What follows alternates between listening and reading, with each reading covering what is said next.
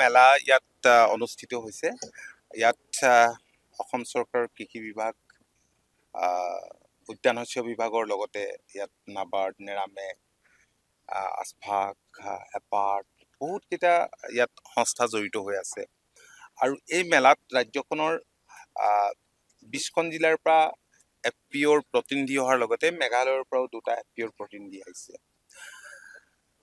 2020 চনত দেশৰ মাননীয় প্ৰধানমন্ত্ৰী নৰেন্দ্ৰ মোদী ডাঙৰীয়াই উত্তৰ প্ৰদেশত 10,000 ফাৰ্মাৰ্ছ প্ৰডিউচাৰ্ছ কোম্পানী গঠনৰ কথা ঘোষণা কৰিছিল।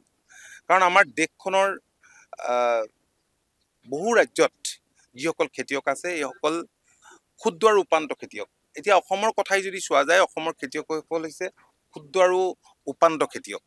গতিকে ইয়াক আমাৰ খেতিয়কসকলক যদি আমি সংঘবদ্ধ কৰি আগুৱাই লৈ যাব নোৱাৰোঁ, তেতিয়াহ'লে আমি বহুত কাম সম্ভৱ কৰি তুলিব নোৱাৰোঁ। আৰু খেতিয়কসকলক ঋণ লোৱাৰ ক্ষেত্ৰতেই হওক বা এখন বজাৰ দিয়াৰ ক্ষেত্ৰতেই হওক, এনেধৰণৰ FPO বিলাকে এতিয়া এটা গুৰুত্বপূৰ্ণ ভূমিকা গ্ৰহণ কৰিছে।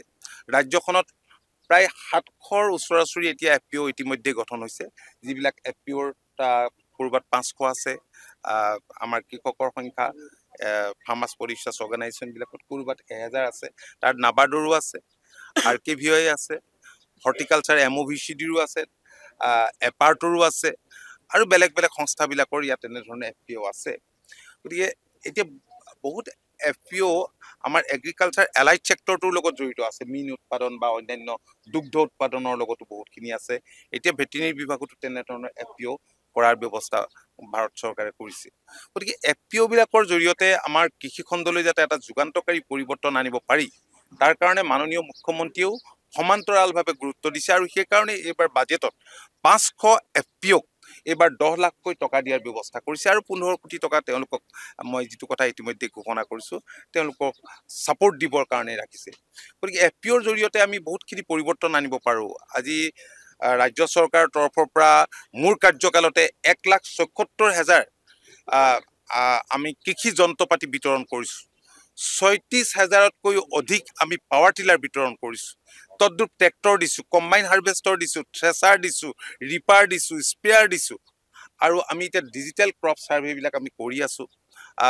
ঠিক তেনেকৈ চইল হেল্থ কাৰ্ড বিতৰণ কৰা হৈছে।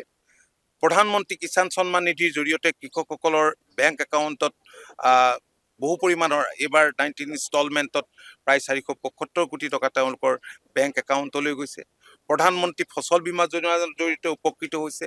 ঠিক তেনেকৈ আমাৰ কৃষকে যাতে আমাক লাগতিয়াল যিবিলাক বীজ নিজে উৎপাদন কৰে, তাৰ কাৰণে গভমেণ্টে যথেষ্টখিনি কৃষককো ছাপোৰ্ট দিছে, তেনেধৰণৰ ব্যৱস্থা কৰিছে। আৰু ক্ষুদ্ৰ জলসিঞ্চনৰ কাৰণে আমাৰ বিভাগৰ তৰফৰ পৰা এনেই জলসিঞ্চন বিভাগ এটা আছে, তেওঁলোকে ডাঙৰ স্কিমবিলাক কৰে। কিন্তু আমাৰ বিভাগৰ তৰফৰ পৰাই আমি আজি STW দিছোঁ, চেলো টিউবেল দিছোঁ, তাত ইলেক্ট্ৰিকেল পাম্প আছে, ডিজেল পাম্প আছে, ছ'লাৰ পাম্প আছে।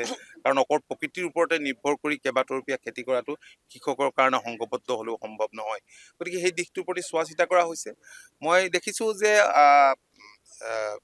এতিয়া CM ত্ৰিপুলেতো বহুত উঠি অহা নতুন প্ৰজন্মৰ কৃষক, যুৱক যুৱতী জড়িত হৈ গৈছে। এতিয়া FPO বিলাক হোৱাৰ পিছত কি হৈছে, ৰপ্তানি কেন্দ্ৰিক চিন্তা চৰ্চা এটা আৰম্ভ হৈছে। 2022-23 বৰ্ষত অসমত উৎপাদিত ফচল 4,000 কোটি টকাৰ ফচল বিদেশৰ বজাৰলৈ পঠোৱাৰ পৰিৱেশ এটা ইয়াত ৰচনা হৈছে। আৰু 2026-27ত আমি এপেডা আৰু বেলেগ বেলেগ ইনষ্টিটিউশ্যনে প্ৰকাশ কৰা মতে 10,000 crores প্ৰডাক্ট পঠাবলৈ আমাৰ ৰাজ্যখন সম্ভৱ হ'ব বুলি ধাৰণা কৰা হৈছে। গতিকে মই ভাবোঁ যে এনেধৰণে আগবাঢ়ি গৈ থাকিলে আমাৰ কৃষিখণ্ডলৈ এক যুগান্তকাৰী পৰিৱৰ্তন আহিব। আৰু এইবাৰ আপোনালোকে দেখিছে যে MSP বৃদ্ধি পোৱাৰ উপৰিও গভমেণ্টে এক্সট্ৰাকৈ আকৌ পইচা দিছে, 500 টকাকৈ দিছে। গতিকে এইটো এটা কৃষকৰ কাৰণে ডাঙৰ সুবিধা। ডেফিনেটলি আমি আশা কৰিছোঁ যে কৃষিখণ্ডলৈ আমি এনেধৰণে আগবাঢ়ি গৈ এটা যুগান্তকাৰী পৰিৱৰ্তন আনিব পাৰিম। ইয়াত যিবিলাক আজি FPO আহিছে, তেওঁলোকে জানে যে নিজৰ অঞ্চলত কি বস্তু তাত উৎপাদন হয়। আজি মেঘালয়ত আমি এনেবোৰ বস্তু আবতৰতে পাওঁ। যেতিয়া ইয়াত কবি নাথাকে, মেঘালয়ত কবি পায়, বিলাহী পায়, আদা পায়, বেলেগ বেলেগ প্ৰডাক্টবিলাক হয়। আৰু হিলি প্লেচ, মাটিও ফাৰ্টাইল, কিন্তু ইয়াতো বহুত ফাৰ্টাইল মাটি আছে।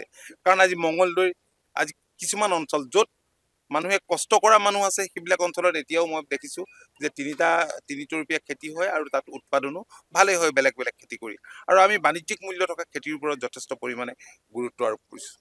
নৰ্থ ইষ্টলৈ আপোনাক স্বাগতম জনাইছোঁ। আপুনি ক'ৰ পৰা আহিছে, আপোনাৰ নামটো ক'ব? মোৰ নাম পংকজ শৰ্মা। আমি মাত্ৰাকাৰা কৃষি প্ৰডিউচাৰ কোম্পানী লিমিটেডৰ ফালৰ পৰা আহিছোঁ, কলিয়াবৰ হয়। মই সেই FPC-টোৰ CEO হয় বৰ্তমান। আপোনালোকৰ কি প্ৰডাক্টছ আছে? প্ৰডাক্ট আমাৰ মাষ্টাৰ্ড অইল আছে, লাকাডং টাৰ্মেৰিক পাউডাৰ আছে, জহা ৰাইচ আৰু ৰঞ্জিত ৰাইচ, এনেকৈ বিভিন্ন ভেৰাইটি আছে। তাৰ বাদেও জেগৰী আছে আৰু অন্যান্য বিভিন্ন ভেলু এডেড প্ৰডাক্ট হওক, ৰাইচৰ পৰা যিবিলাক বনাই লাড়ু পিঠা যি আছে ধৰক সেইখিনি গোটেইখিনি বস্তু আছে মানে আমাৰ। FPOৰ পৰা আপোনালোকে কেনেদৰে সহায় পাইছে? FPOৰ চাওক, FPO এটা যেতিয়া মানে ষ্ট্ৰেংথেন হ'বলৈ যায় তেতিয়া মানে সহায়টো মানে চাৰিওফালৰ পৰা পাব লাগিব। এতিয়া গভমেণ্টৰ ফালৰ পৰা পাইছোঁ আৰু বিভিন্ন এছ'চিয়েশ্যনৰ ফালৰ পৰা পাইছোঁ তেনেকৈ। আমি মানে এখন ৰিচেণ্টলি VLFMV ট্ৰেক্টৰ পাইছোঁ 95% ছাবচিডিত, সেইটোতো গভমেণ্টৰ ফালৰ পৰাই পাইছোঁ। তাৰ বাদেও মানে আপোনাৰ মিনি কম্বাইন হাৰ্ভেষ্টৰ পাইছোঁ। ঠিক তেনেকৈ সেইটো কৃষিমন্ত্ৰী ছাৰে আমাক মানে হেৰি কৰি দিছে, ৰিকমেণ্ডেশ্যন কৰি দিছে। ইত্যাদি ধৰক আমি সহায়বিলাক পাইছোঁ। আৰু বিভিন্ন ফালৰ পৰা আমাৰ মেচিনেৰীবিলাক লোৱা হৈছে, মাষ্টাৰ্ড অইল প্ৰডাকশ্যনৰ কাৰণে লোৱা হৈছে আৰু ইপিনে স্পাইচেছৰ কাৰণে লোৱা হৈছে। জেগৰীৰ কাৰণে ধৰক আমাৰ প্ৰডাকশ্যন আমাৰ মেনুফেকচাৰিং কৰি পেলাই তেনেকৈ হেৰি কৰা হৈছে। বিভিন্ন ধৰণৰ প্ৰডাক্ট মানে আমাৰ হেৰি কৰি আছোঁ। আৰু FPC-ৰ ফালৰ পৰা আমাৰ ভৱিষ্যতেও যাতে মানে ডেভেলপমেণ্টৰ কাৰণে বিভিন্ন কাৰ্যসূচী লোৱাৰ মানে প্লেনিং আছে। মোৰ নাম অৰিন্দম বৰপাত্ৰগোহাঁই। আপোনালোকে ক'ৰ পৰা আহিছে? আমি ধেমাজি ডিষ্ট্ৰিক্টৰ পৰা আহিছোঁ, মাছখোৱা ব্লকৰ। FPOৰ পৰা কেনেদৰে সহায় পাইছে আপোনালোকে? FPOৰ পৰা বৰ্তমানলৈকে ঠিকেই ছাপোৰ্ট পাই আছোঁ আৰু ভৱিষ্যতেও ছাপোৰ্ট পাই যাম বুলি ভাবিছোঁ CBBৰ পৰা। আমিতো নিজে FPO হয়, তো ফাৰ্মাৰ্চকো আমি ছাপোৰ্ট দি আছোঁ বৰ্তমান আমাৰ লগত 1000 ফাৰ্মাৰ্চ এংগেজ হৈ আছে।